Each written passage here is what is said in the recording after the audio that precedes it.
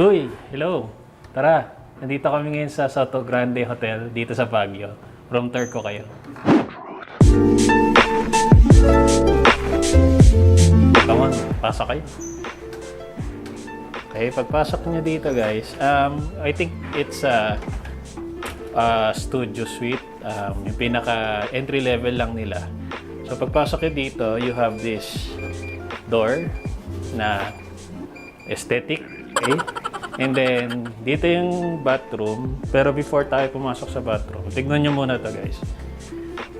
Full size mirror. Full height siya and full length. So, di ba? Dito kayo magde-dress up. So, malaking tulong to. Malaking tulong. But before we go to the sleeping area, tignan muna natin tong CR. Pasok tayo sa CR.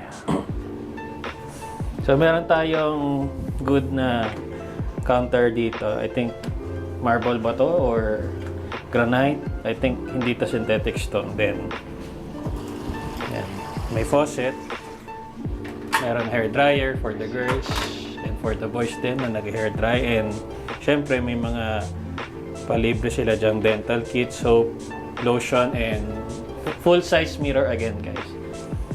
Tapos, hindi siya gano'ng kalakihan, but pwede na. I think this is the foot rug. Lagay natin mamaya. This is the restroom. Tignan natin yung flash.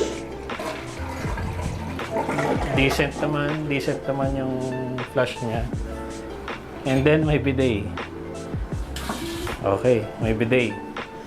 And then meron siyang bathtub guys. Halika, pasok kayo dito. Tingnan natin. Yan. Yan, ito yung bathtub niya. So, for sure, rain shower siya.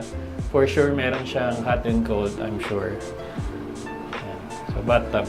So, medyo hindi naman masyadong maluwag yung CR, pero okay lang din. CR lang naman. And then, pasok na tayo dito sa bedroom.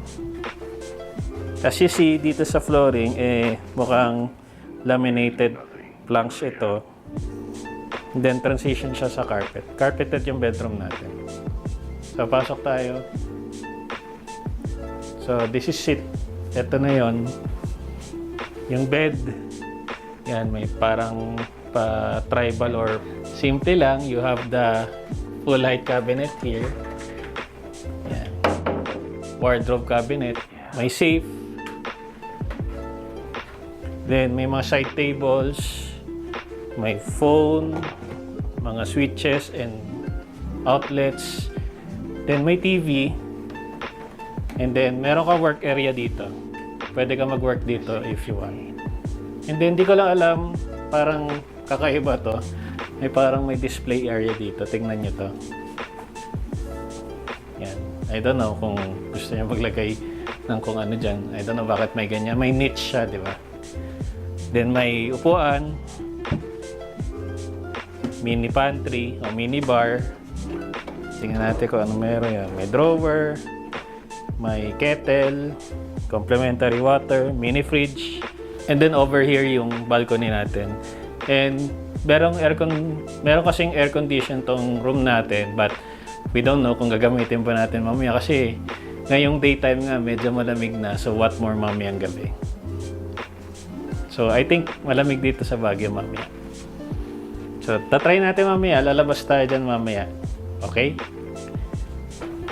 And yun lang. That's about it. Simple lang. I think for the price, pwede na to. Decent naman siya. Reveal ko na lang yung price at the end of this video. Bye-bye! There is nothing to fear.